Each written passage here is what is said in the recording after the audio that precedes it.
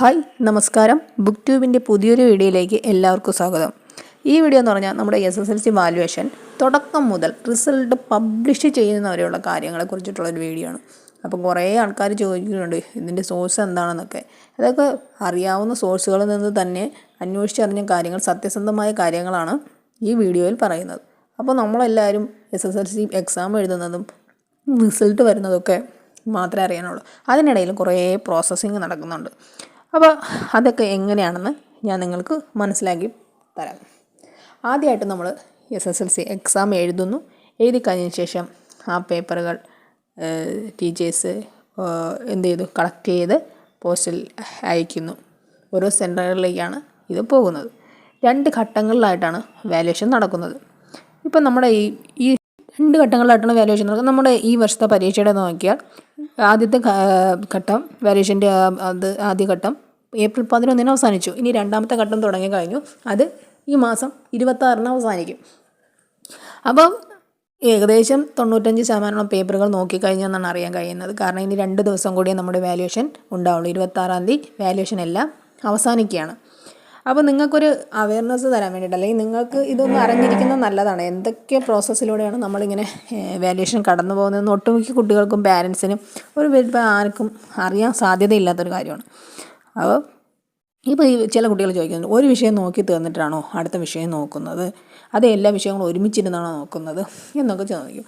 അപ്പോൾ അതിൻ്റെ ഒരു സംഭവം എന്ന് പറഞ്ഞാൽ വാല്യുവേഷന് എല്ലാ വിഷയങ്ങളും ഒരേ സമയം നോക്കും. എല്ലാ വിഷയങ്ങളും ഒരേ സമയമാണ് നോക്കുന്നത്.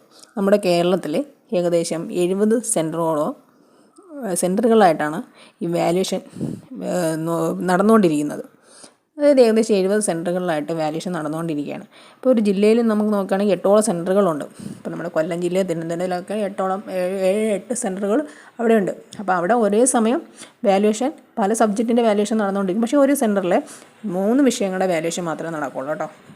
അപ്പോൾ ഇപ്പം നമ്മുടെ കൊല്ലത്തുള്ള ഒരു സ്കൂളിൽ ഇംഗ്ലീഷ്, SS, മലയാളത്തിൻ്റെയൊക്കെ വാല്യുവേഷൻ നടക്കുകയാണെങ്കിൽ വേറൊരു സെൻറ്ററിൽ ചിലപ്പോൾ SS-ൻ്റെ ബയോളജി, ഫിസിക്സ്, കെമിസ്ട്രിയുടെ വാല്യുവേഷൻ ആയിരിക്കും നടക്കുന്നത്. വേറൊരു സെൻറ്ററിൽ മാത്സിൻ്റെയും ഹിന്ദിയുടെയും വാല്യുവേഷനായിട്ട് നടക്കുന്നത്.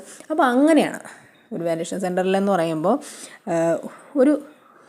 അത് ആരംഭിക്കുന്നതെന്ന് പറഞ്ഞാൽ രാവിലെ 9:30 ആരംഭിച്ച് 12:30 അവസാനിക്കും. അതായത് 3 മണിക്കൂർ. 1:30 അനുസരിച്ച് 4:30 അവസാനിക്കും. ഇങ്ങനെയാണ് പേപ്പർ നോക്കുന്നത്. പേപ്പറുകൾ സാധാരണ സ്കൂളിൽ നിന്ന് തന്നെ ഒരു 40 മാർക്കിൻ്റെ എക്സാമിനാണെങ്കിൽ ഒരു കവറിനകത്ത് 18 പേപ്പറും, 80 മാർക്കിൻ്റെ എക്സാമാണെങ്കിൽ ഒരു കവറിനകത്ത് 12 പേപ്പറും വച്ചിട്ടാണ് അവർ ഡിവൈഡ് ചെയ്തിട്ടാണ് സീൽ ചെയ്ത് അയക്കാറുള്ളത്. അപ്പം നമ്മളിപ്പോൾ രാവിലെ 80 മാർക്കിൻ്റെ ഒരു പേപ്പറാണ് നോക്കുന്നതെങ്കിൽ ഒരു ടീച്ചറിന് ഒരു പാക്കറ്റ് അങ്ങ് കൊടുക്കും. അതായത് അവർ നോക്കേണ്ട ഒരു കവർ കൊടുക്കുമ്പോൾ, രാവിലെ ഒരു കവർ കൊടുക്കുമ്പോൾ അതിനകത്ത് എത്ര പേപ്പർ കാണും? 12 പേപ്പറാണ്. ഉച്ചയ്ക്ക് 12 പേപ്പർ. അപ്പോൾ ടോട്ടൽ എത്ര പേപ്പർ നോക്കണം ഒരു ടീച്ചർ ഒരു ദിവസം? 80 മാർക്കിൻ്റെ ആണെങ്കിൽ 24 പേപ്പർ നോക്കണം. 40 മാർക്കിനാണെങ്കിൽ രാവിലെ 18 പേപ്പറായിരിക്കും അതിൽ അറേഞ്ച് ചെയ്തിരിക്കുന്നത്, 18 പേപ്പർ. അങ്ങനെ 2 നേരം കൂടി 36 പേപ്പർ നോക്കണം. IT-ക്ക് നമുക്കറിയാം പ്രാക്ടിക്കലും ഇതൊക്കെ നമ്മൾ സ്കൂളുകളിൽ വെച്ച് നടന്നിട്ടാണ് അതിൻ്റെ മാർക്ക് അപ്ലോഡ് ചെയ്യുന്നുണ്ടാവുക. അപ്പോൾ അത് നിങ്ങൾ നോക്കേണ്ട കാര്യമില്ല. എല്ലാവർക്കും, മിക്കവാറും പിള്ളേർക്കും A+ തന്നെ കിട്ടുന്ന ഒരു സബ്ജക്റ്റ് തന്നെയായിരിക്കും IT. ഇതാണ് പേപ്പർ നോക്കുന്ന ഒരു ഘടന എന്ന് പറഞ്ഞാൽ. ഇനി അടുത്തതെന്ന് പറഞ്ഞാൽ ഈ പേപ്പർ നോക്കിയിട്ട് എന്ത് ചെയ്യുന്നുള്ളതാണ്. അപ്പോൾ അത് ഞാൻ അടുത്ത വീഡിയോയിൽ ഉൾപ്പെടുത്താനാണ് ഉദ്ദേശിക്കുന്നത്.